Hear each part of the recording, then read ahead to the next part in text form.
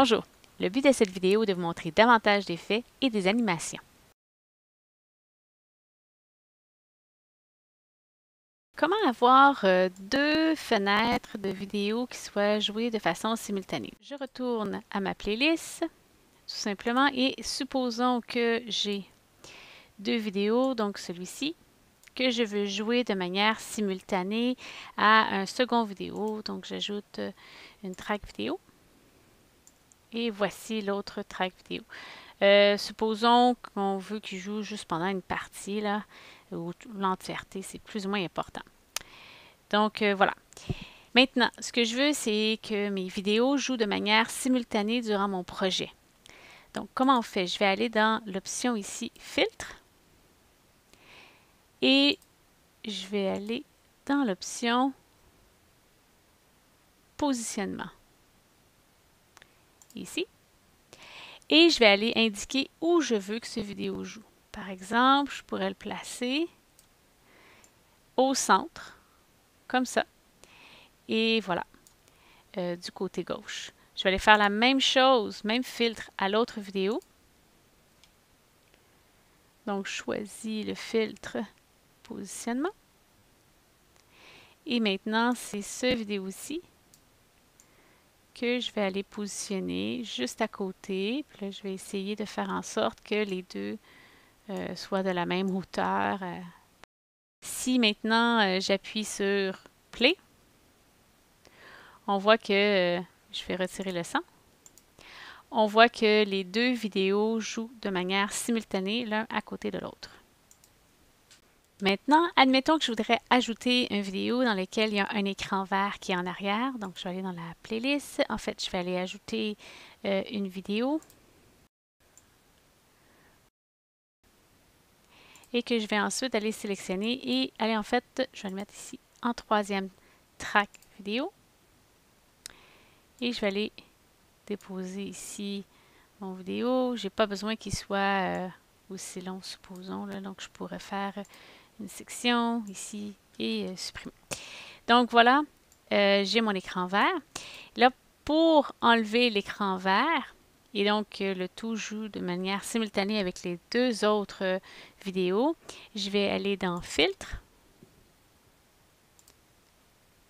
qui est ici, et je vais ajouter le Chroma Key. Vous en avez plusieurs, puis en fait, vous pouvez utiliser beaucoup d'options pour arriver à faire quelque chose qui soit très beau et impeccable, mais on peut arriver à faire quelque chose assez simple et rapide.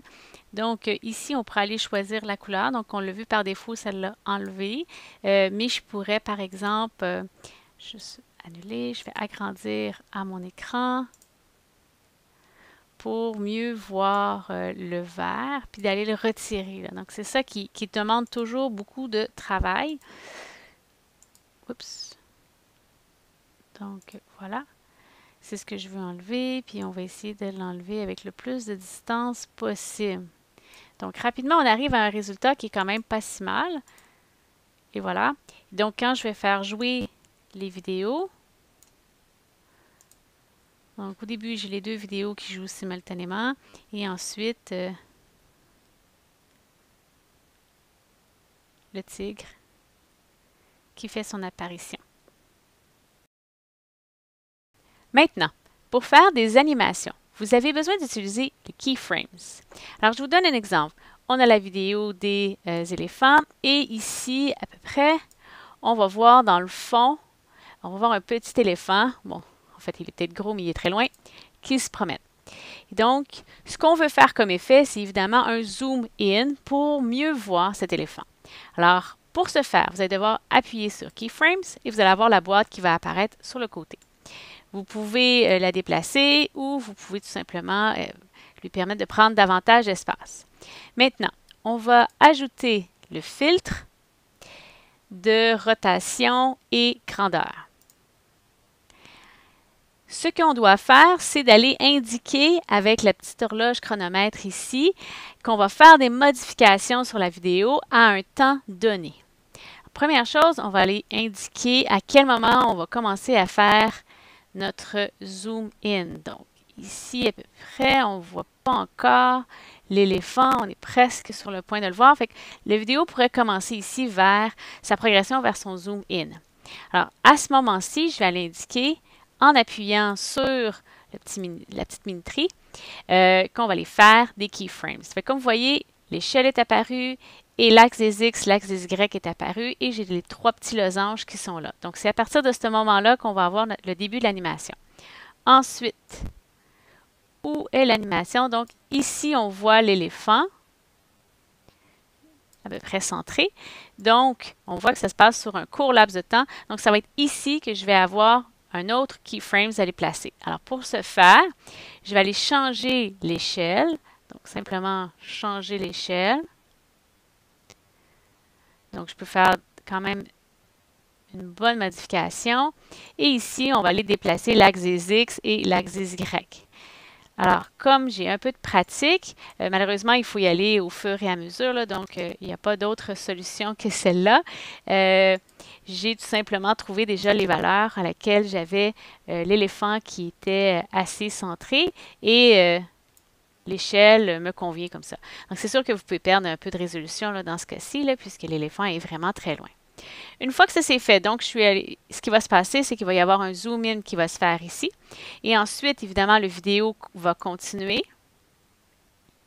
Voilà, donc l'éléphant se déplace.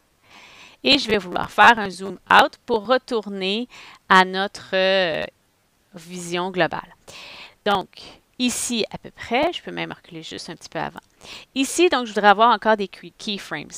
Une façon simple que vous pouvez faire, c'est tout simplement aller sélectionner la valeur que vous avez, la flèche vers le haut, ça l'a incrémenté de 1, puis faites descendre de 1. Donc, ça reprend la même valeur que vous aviez ici. Même chose ici, fait que je monte à moins 409, je redescends à moins 410, qui était ma valeur ici. 90, ainsi de suite. Donc, voilà, je vais mettre mon keyframe. Et ensuite, j'avance le curseur. On ne voit plus l'éléphant. Donc, ici, je peux dire que je reviens à l'image initiale. Donc, tout simplement, j'utilise la touche retour, si on peut dire, pour revenir aux valeurs initiales à ce moment-là. Et qu'est-ce qui va se passer grâce à ces keyframes-là? Donc, si on voit l'animation, on a les éléphants qui se déplacent et j'attire votre attention sur l'arrière. Donc, on devrait voir un zoom in suivi du zoom out. Et voilà, vous avez fait votre première animation. Une autre animation qui peut être intéressante d'avoir, c'est par exemple une flèche rouge qui pointe quelque chose dans la vidéo ou dans l'image, ou encore une flèche rouge qui se déplace avec l'animal, par exemple. Donc, pour ce faire, je vais d'abord aller chercher dans ma playlist, j'ai téléchargé une image d'une flèche rouge sur Google, tout simplement, et j'ai fait exprès d'avoir un fond blanc. Je vais la mettre au début de la vidéo et je ne sais pas combien de temps je veux que la flèche apparaisse. Comme on le remarque à l'écran, on voit le fond blanc évidemment, la flèche n'est pas la bonne grandeur, puis il faut la positionner. Alors pour ce faire, on va aller utiliser les filtres. Le premier que j'irai utiliser, ça va être le Chroma Key. Donc, le simple, j'utilise la pipette et voilà, j'ai retiré le blanc. J'ajoute un deuxième filtre. Cette fois-ci, ce sera la position et la grandeur. Donc voilà. Je vais maintenant réduire et je vais choisir l'éléphant que je veux cibler, admettons. Donc je m'en vais au début du vidéo. Alors admettons que c'est cet éléphant qu'on voit là, celui-là. Donc je réduis, je peux le réduire encore un petit peu plus. Voilà. Et je vais aller le placer tout simplement ici. Je pourrais décider que au tout début du vidéo, la flèche apparaît, au même titre que je pourrais juste la faire commencer là, quelques secondes après, par exemple. Donc, elle pointe toujours mon éléphant. Je vais vérifier au moment où est-ce que la vidéo, c'est parfait. Donc, voilà. Maintenant, ce que je veux, c'est que la flèche, évidemment, je veux qu'elle pointe mon éléphant lorsqu'il bouge. Alors, pour ce faire, je vais ajouter un autre filtre. Et cette fois-ci, donc c'est notre filtre de grandeur et position, mais cette fois-ci, en fait, ce qu'on va ajouter, c'est un keyframe. Donc voilà, je vais déplacer mon keyframe ici pour pouvoir le voir. Et donc, cette position-là, c'est ma position 1 et je vais appuyer sur la petite chronomètre. Donc, j'ai fait mon premier logange et ça, le logange qu'on ne voit pas tout à fait bien, je vais aller dire que je veux que ce soit smooth. Donc, je veux que ça se passe de façon fluide, là, comme le déplacement de la flèche. Ensuite, ce que je fais, donc, je vais laisser le vidéo aller. L'éléphant bouge. OK, ici, je vais déplacer ma flèche. Et on voit qu'automatiquement, j'ai un nouveau point qui s'est formé. Je continue. Ici, voilà. Comme vous voyez, je le change aussi en hauteur. Nouveau petit point, je continue. Ici, je fais un avant-dernier point, admettons ici, où je déplace la flèche. Voilà. Et finalement, lorsque l'éléphant va quitter l'image, ici, je vais faire quitter la flèche aussi. Donc voilà, moi, ça termine comme ça. Je peux m'arrêter là. L'image de la flèche pourrait à ce moment-là disparaître. J'en ai pas besoin. Donc voyons voir depuis le début qu'est-ce que nous avons fait comme animation. La flèche qui apparaît, je vais juste, pour pas qu'on voit l'encadré, je vais cliquer le vidéo tout simplement en dessous. Comme ça nous permet de voir ce qui se passe comme animation. Donc la flèche se déplace de manière assez fluide au-dessus de la tête de l'éléphant que j'avais ciblé.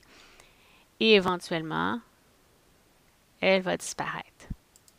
Donc voilà une autre animation qui est intéressante à connaître.